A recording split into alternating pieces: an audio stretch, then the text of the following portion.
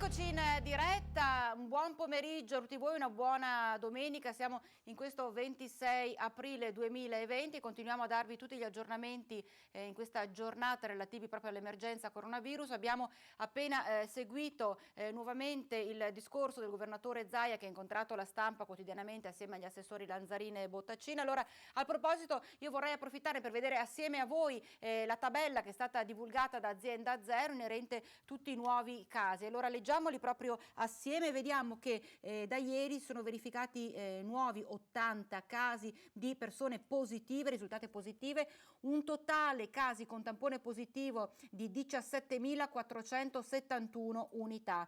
Nello specifico, casi attualmente positivi sono 9.138. Le persone decedute sia in ospedale che in struttura extra ospedaliera sono 1.315.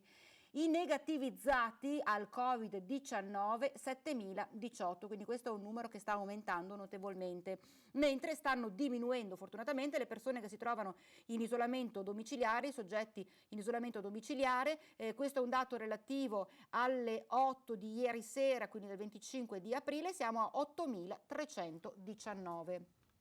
Ci sono notizie che riguardano sia i pazienti in area non critica che le persone in terapia intensiva. Buone notizie, questi due segni meno in entrambi i casi sono più che, fanno davvero ben sperare, perché meno 8 persone in area non critica per un totale di 1.097, meno 5 persone in terapia intensiva, quindi 5 persone che sono uscite dalla terapia intensiva, cala il numero, siamo arrivati nella regione Veneto a 124 persone pazienti in terapia intensiva, quindi in condizioni critiche.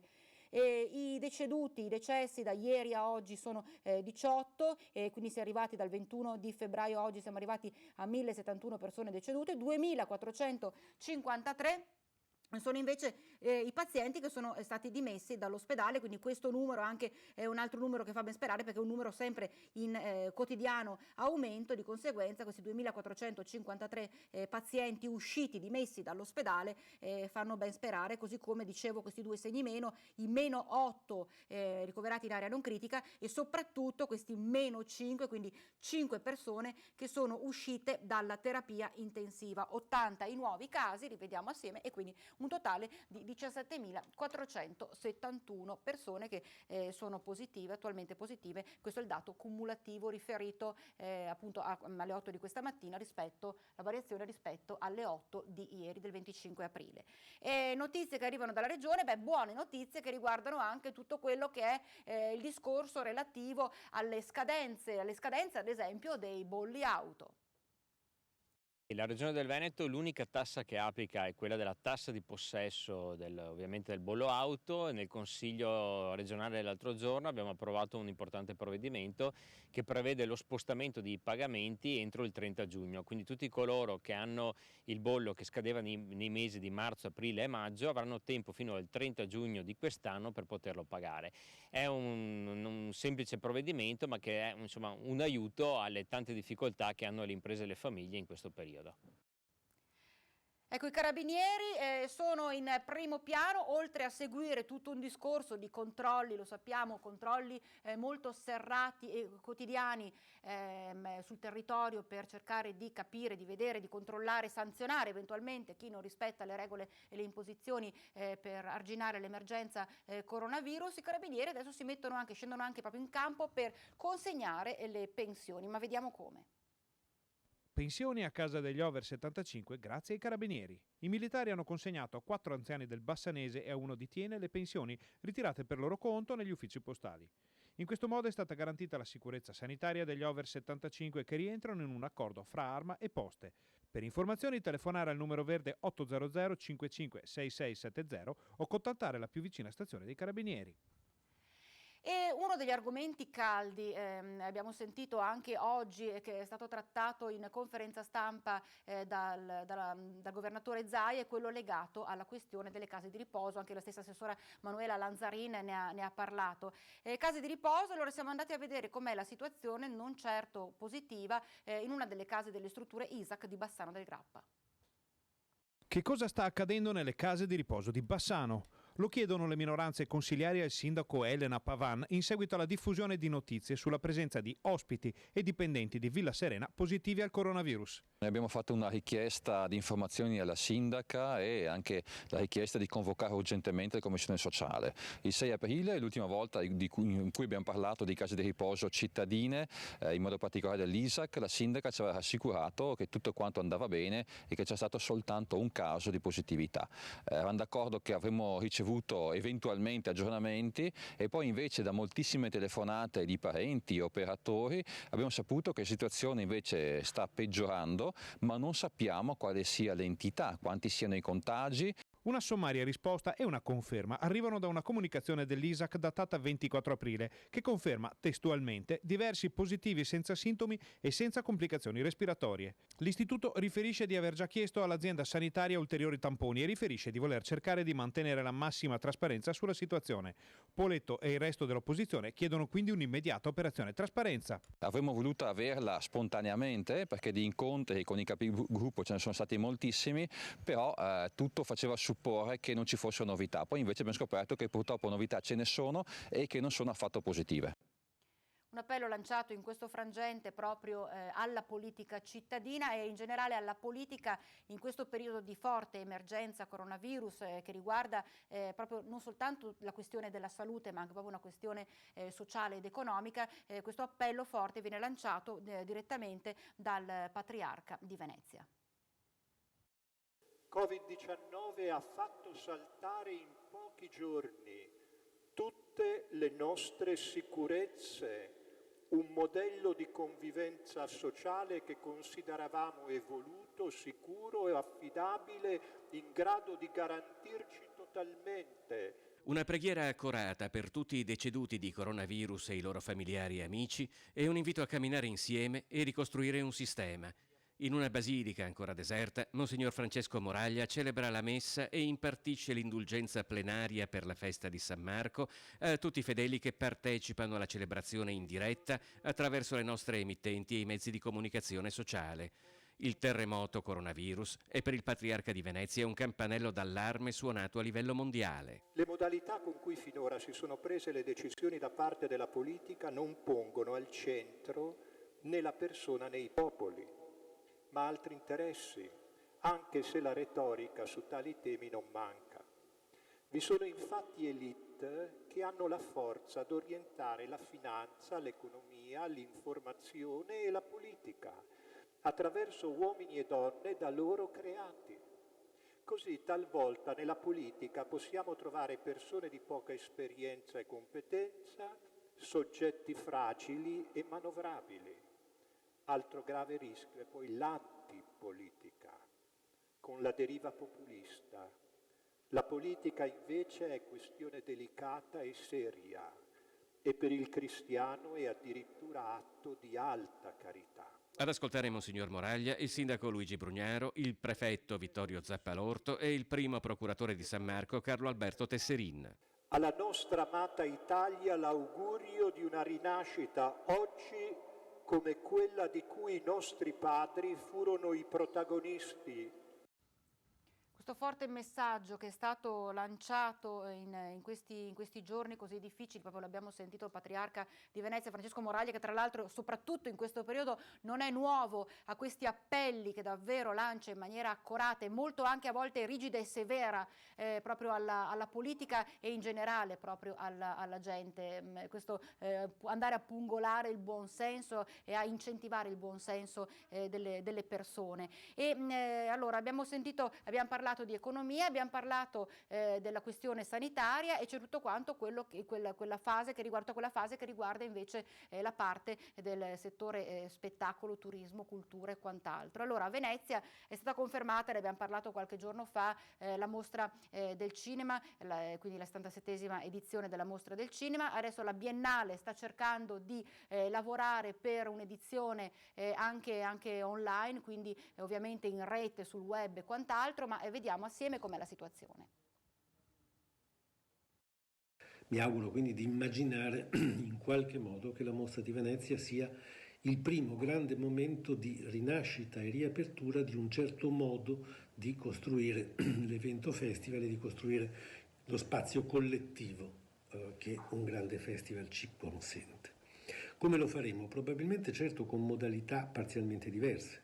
Il veneziano Giorgio Gosetti è ottimista e al lavoro, insieme a tutta la macchina organizzativa della Biennale, affinché la 77esima Mostra internazionale d'arte cinematografica di Venezia si possa svolgere al Lido ad inizio settembre. I film ci saranno, ci sono, si stanno finendo, sono già finiti.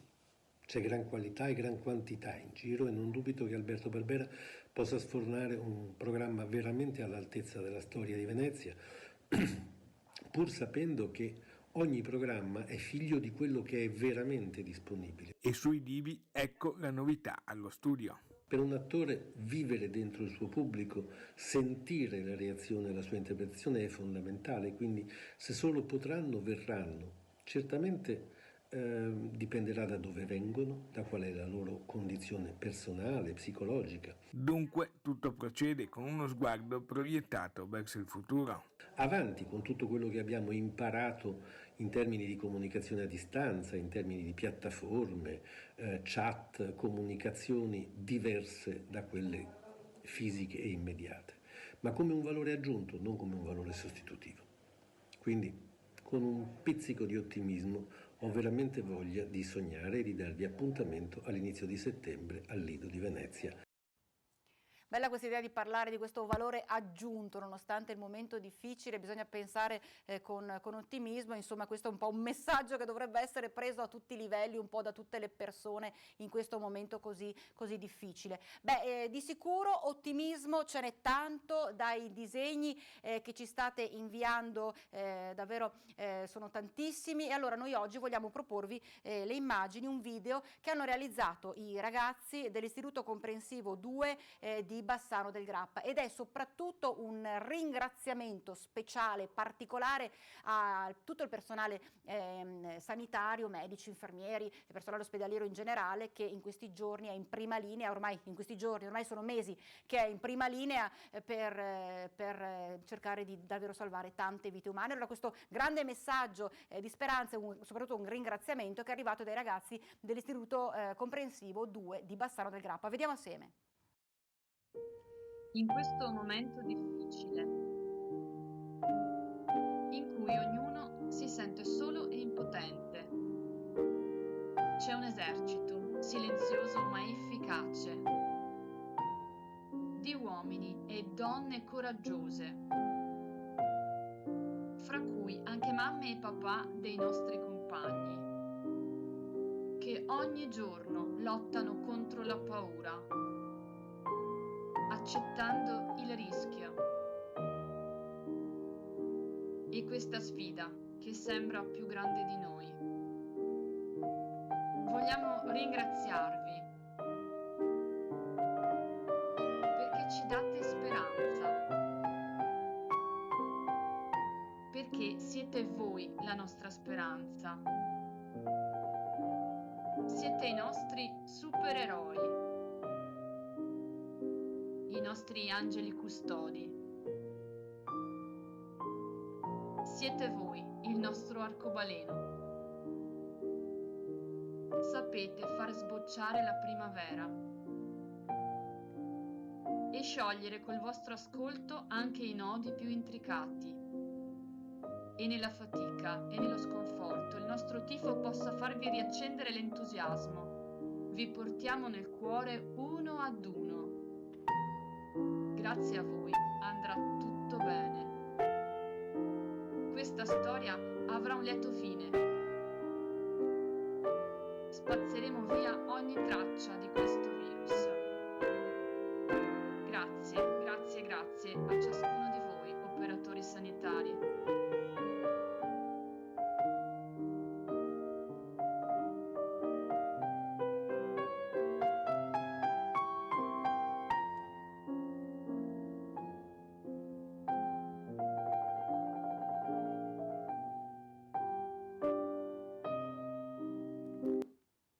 Davvero ragazzi è davvero in gamba questo ringraziamento, questo messaggio di speranza, ragazzi che riescono sempre in qualsiasi maniera a stupirci. La conferma arriva proprio da questa favola sul coronavirus che arriva da una seconda elementare del Padovano.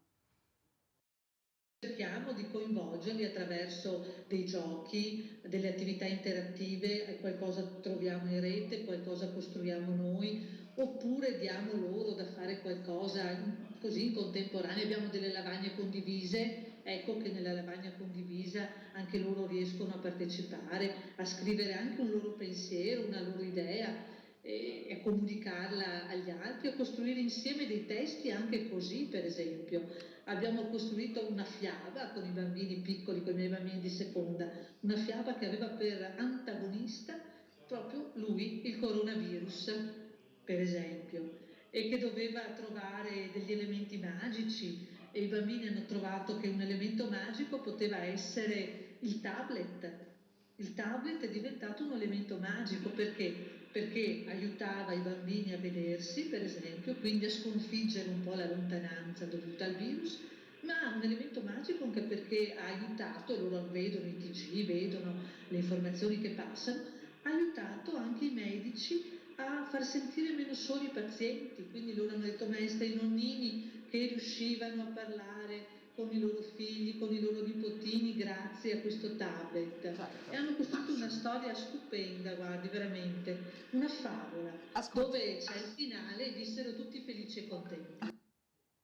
Insomma, abbiamo sentito i ragazzi, i bambini che riescono davvero sempre a stupirci, così come riesce a stupirci sempre la solidarietà, soprattutto la solidarietà di voi telespettatori che siete in prima linea per aiutare, per dare un vostro contributo, per riuscire a sostenere chi è in prima linea quotidianamente. Stiamo parlando dei medici, degli infermieri, dei nostri ospedali, e tra l'altro un forte supporto che state dando all'associazione Helios, che è questo gruppo di imprenditori locali, imprenditori dell'area del Bassanese, in prima linea proprio per l'acquisto di materiale, strumenti indispensabili ai medici per salvare tante vite. Sentiamo. Emergenza coronavirus. Siamo alla vigilia della fase iniziale delle riaperture delle attività economiche dopo il blocco totale. Questo non significa che la guerra sia finita, anzi, nelle terapie intensive e nei reparti in cui si lotta contro il coronavirus non ci si ferma mai. Le battaglie si combattono ogni giorno, ogni ora, ogni minuto. E ogni minuto è buono per donare a Helios Oluns, che in pochi giorni ha raccolto quasi 500.000 euro per dotare il nostro ospedale di apparecchiatura all'avanguardia nella lotta al coronavirus. Doniamo assieme, possiamo farcela, a raggiungere l'obiettivo del 1 milione di euro necessario per far arrivare al San Bassiano attrezzature indispensabili per vincere questa battaglia. Anche l'equivalente di 10 caffè può fare la differenza e aiutare a salvare un'altra vita. Vicino alle sue aziende, alle aziende che si trovano nel suo territorio comunale, il comune di Romano d'Ezzelino. Primo step per cercare di salvare il tessuto economico delle aziende sotto il territorio comunale di Romano d'Ezzelino, un questionario esplorativo per inquadrare e quantificare la portata degli effetti dell'emergenza Covid-19. Obiettivo del sondaggio è censire dettagliatamente le problematiche in essere e individuare eventuali strumenti di sostegno destinati in particolare a situazioni di grave criticità. L'intenzione dell'amministrazione comunale e del sindaco Simone Vontorini in primis è quella di liberare ulteriori risorse da una parte dell'avanzo di amministrazione del rendiconto 2019 per supportare famiglie e piccole attività economiche messe in crisi dallo stato forzato imposto dall'emergenza sanitaria in essere. Il sondaggio, lo ricordiamo, è disponibile online in questi giorni per tutte le attività economiche. Adesso invece ci occupiamo di sport, calcio nello specifico. Il calcio dilettantistico veneto coinvolge 140.000 tra atleti, staff e dirigenti, senza contare i quasi 2 milioni di appassionati solo nella nostra regione. Ebbene, da oltre 2 mesi è tutto fermo, come è giusto che sia, ma pensando al futuro in molti si chiedono cosa succederà. La data da cerchiare in rosso è il 5 maggio, quando verranno sciolti gli ultimi nodi. È oramai quasi certo lo stop definitivo alla stagione interrotta a fine febbraio. Si riprenderà verosimilmente a settembre, condizioni di salute e sicurezza permettendo. Ma in che modo? Probabile, ma non ancora sicuro, che si farà fede alle classifiche di febbraio. Da decidere il numero di promozioni e l'eventuale stop alle retrocessioni. E siccome sarà il 5 maggio la data in cui si saprà qualcosa di certo, non possiamo che chiudere dicendo ai posteri l'ardua sentenza. Calcio, e poi si dovrà capire anche come si muoveranno un po' tutti quanti gli altri sport, perché abbiamo sentito anche la polemica venuta a livello nazionale proprio per quanto riguarda ad esempio il tennis o il nuoto, quant'altro, quindi poi cercheremo di capire, di vedere assieme nei prossimi giorni, perché c'è proprio da aspettare giorno dopo giorno l'evolversi della situazione, cercheremo di capire assieme come poi e se verranno riaperte queste gare, campionati e quant'altro.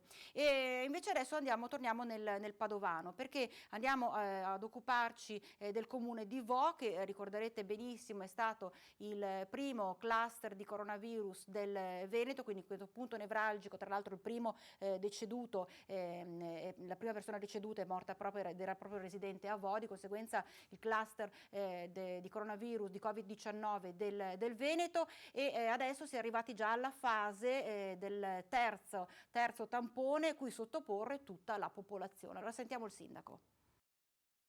Non hai mai pensato di diventare il sindaco di un grande paese laboratorio? No, indubbiamente non mi sarebbe mai passato per la mente. Devo dire che però è successo e forse quella preparazione scientifica che ho mi ha dato una mano. I 2 mesi al fronte del sindaco farmacista che per la terza volta avvia lo screening sui 3.300 cittadini nell'ambito del progetto di ricerca coordinato dal professor Andrea Crisanti. Il 1 maggio, quindi avremo venerdì, sabato, domenica e lunedì fino al 4 maggio. Tutta la popolazione che è già stata suddivisa logicamente per vie in modo da evitare il sovraffollamento verranno sottoposte a questo nuovo ciclo di tamponi che appunto durerà 4 giorni, non solamente tamponi, parliamo anche di un esame sierologico. Oltre a questo si aggiunge anche un controllo della mappatura del DNA. Invitati anche i bambini. Spero che tutti i genitori portino a fare questo screening anche i propri figli, perché sappiamo bene che per mandare a scuola a settembre in modo sicuro dovremmo anche sapere quali sono i risultati. Quindi più bambini saranno presenti a questo screening e maggiore validità potremo dare a questa ricerca. Per gli esiti dei tamponi saranno necessari 4-5 giorni, 2 settimane per il test sierologico, 4-5 mesi per la mappatura del DNA. Uno studio ambizioso per scovare i segreti del Covid-19 e intanto, dopo aver superato la zona rossa ed essere verso la fine del lockdown, Vo, che sta vivendo un 25 aprile insolito con agriturismi chiusi e nessuna scampagnata, tira le prime somme sui danni all'economia del territorio. Noi abbiamo fatto una piccola ricerca solo nel mese di febbraio di marzo. A fine marzo un mancato introito per le attività commerciali di Vo, si parla di 5.500.000 euro, esclusi della più importante cantina sociale che ancora non ha fornito dati, e questo fino a metà marzo. Siamo quasi fine aprile, aggiungiamo un altro mese. Possiamo fare 4 conti, ma vediamo un attimo che insomma ci avviciniamo senz'altro ai 7,5, 8 milioni di euro. E intanto nel Bellunese, anche nel Bellunese, continuano i controlli sul territorio per cercare di trovare e soprattutto bloccare le persone che escono senza rispettare tutte le direttive di questa emergenza Covid-19.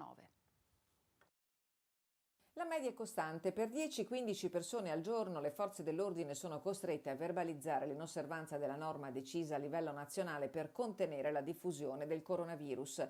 Nel report stilato quotidianamente dalla Prefettura emerge che nella sola giornata di ieri sono state sanzionate 15 persone, 804 quelle controllate che portano il totale settimanale a 3.293, mentre sono oramai 26.243 gli accertamenti eseguiti dallo scorso 16 marzo.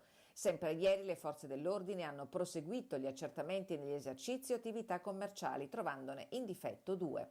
Oltre ai carabinieri e alla Polizia di Stato, in campo ci sono le fiamme gialle, 466 controlli effettuati nell'ultima settimana e 6 le sanzioni amministrative elevate dai finanzieri del Comando Provinciale di Belluno nei confronti di altrettanti cittadini che senza alcun giustificato motivo e in parte provenienti da altri comuni della provincia sono stati pizzicati mentre svolgevano attività sportiva individuale.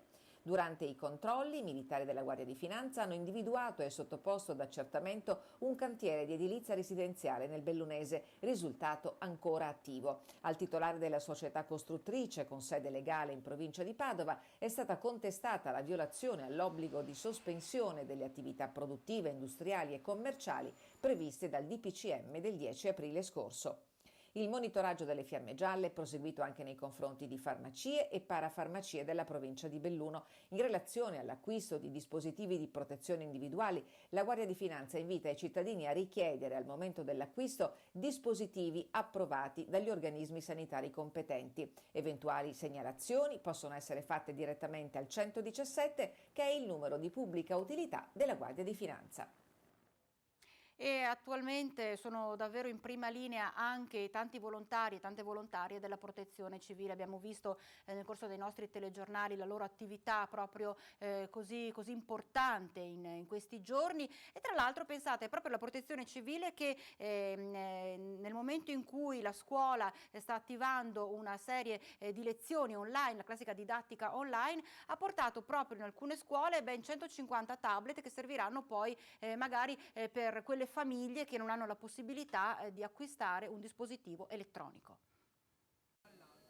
L'effetto coronavirus è una scuola sempre più online anche a Vicenza. Dalla primaria alla scuola secondaria di secondo grado, maestre, professori e alunni vivono la didattica attraverso piattaforme web, computer, iperconnessi tra lezioni, compiti ed interrogazioni. Una modalità di insegnamento nata nell'emergenza ma che potrebbe diventare parte integrante della didattica. Se alcune scuole sono partite rapidamente, altre qualche difficoltà l'hanno avuta, non solo di rete ma anche di strumenti quali tablet, computer. Il Ministero ha sopperito alla carenza di strumenti, mentre la Protezione Civile del Comune di Vicenza ha provveduto alla consegna alle scuole che ne hanno fatto richiesta.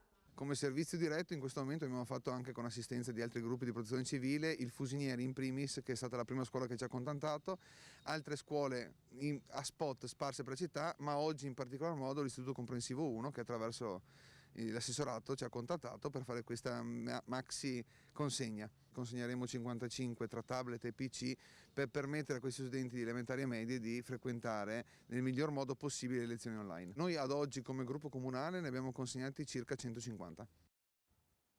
E un regalo invece speciale è quello che arriva dal comune di Torri di Quartesolo.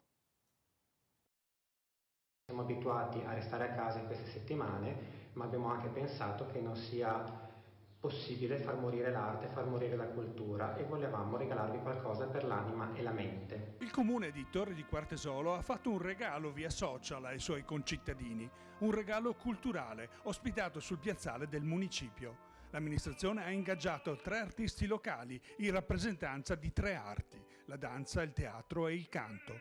Duplice l'obiettivo: emozionare e ricordare che senza la cultura non si può andare lontano. Un regalo di speranza. Cominceremo con Ilaria Pravato, una giovanissima ballerina della scuola Obiettivo Danza di Torri, che danzerà per voi sulle note del silenzio.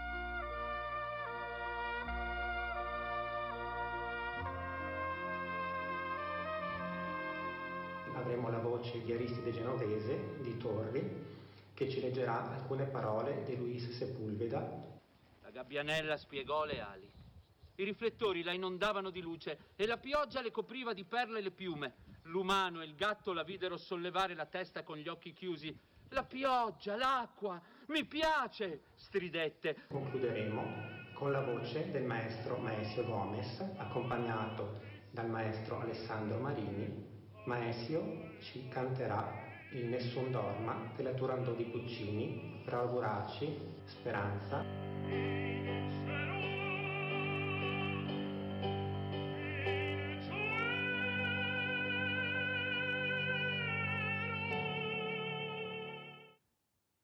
Un messaggio davvero di speranza, questo che è stato lanciato dal comune di Torri di Quartesolo. Io vi lascio all'appuntamento alle 16 con tutto quanto lo spazio dedicato ai più piccoli, poi ricordo alle 16:30, dalle 16:30 si parte con Pilates, ginnastica dolce, Zumba e Tai Chi, e poi alle 18 l'appuntamento invece è con la messa in diretta dalla Basilica del Santo di Padova. Grazie per essere stati con noi e un buon pomeriggio.